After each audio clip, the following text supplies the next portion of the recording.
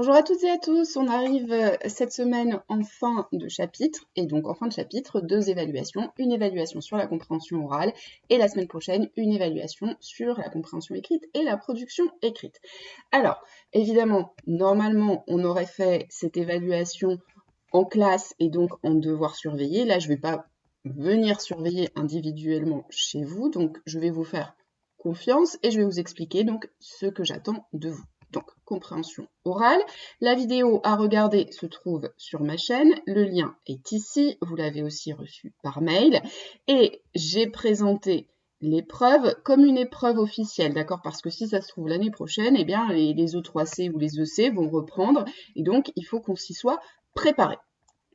Vous avez donc les instructions comme sur un sujet officiel, donc vous avez le titre du document, A Female Graffiti Artist, et donc les consignes, c'est les mêmes que d'habitude, en rendant compte en français du document, vous montrerez que vous avez compris, gna gna gna gna. Vous devez donc rédiger en français un ou deux paragraphes, et je vous ai mis de l'aide ici. Vous la retrouvez aussi sur la FAQ que j'avais fait au mois de décembre. Je vais vous la lire et vous l'expliquer. Déjà, première chose, c'est que vous allez commencer par regarder la vidéo, évidemment. Vous pouvez faire autant de pauses que vous voulez, vous pouvez prendre autant de temps que vous voulez. N'y passez pas non plus 10 heures, ça vaut pas le coup. Par contre, je ne peux pas venir vérifier chez vous que vous ne mettez pas les sous-titres. Cela dit, je connais quand même votre niveau individuellement, et si je me rends compte que vraiment là, vous avez compris à la virgule près, etc., eh bien, je ne pourrai pas vous noter correctement. Donc c'est un mauvais calcul. Qui plus est, dans cet exercice, vous allez voir quand on va lire l'aide, que la compréhension compte pour une partie de la note, mais ce n'est pas le plus important. Le plus important, c'est les connexions que vous allez réussir à faire entre ce qui est dit dans la vidéo, ce que vous savez, ce qui est sous-entendu, etc. Et c'est ça qui va faire la différence entre quelqu'un qui bêtement se contente de recopier les sous-titres, en plus des sous-titres automatiques qui ne sont pas d'une qualité exceptionnelle, avec quelqu'un qui essaye vraiment de réfléchir. D'accord? Donc, faites l'entraînement. D'accord? Ne vous dites pas, oh, il faut absolument que je rende un travail parfait, il faut que j'ai compris tous les mots. Non. Par contre, ce qu'il faut faire, c'est connecter vos neurones. Alors, comment est-ce que vous commencez? Vous devez donner la nature et le thème principal du document. En bleu, ici, je vous ai mis des exemples de début de phrase. C'est des exemples, vous pouvez les reprendre, mais vous pouvez très bien faire les vôtres en fonction de l'inspiration qui vous vient sur le moment. Donc, le document est un extrait vidéo de un journal télévisé, de je ne sais pas quoi, qui traite de, donc qui parle de Banksy et de la ville de Bristol, par exemple.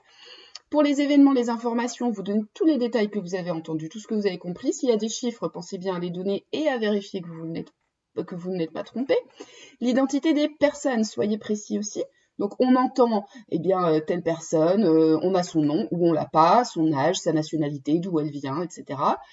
La personne est, son métier, son opinion, pourquoi elle s'exprime, tout ce que vous voulez.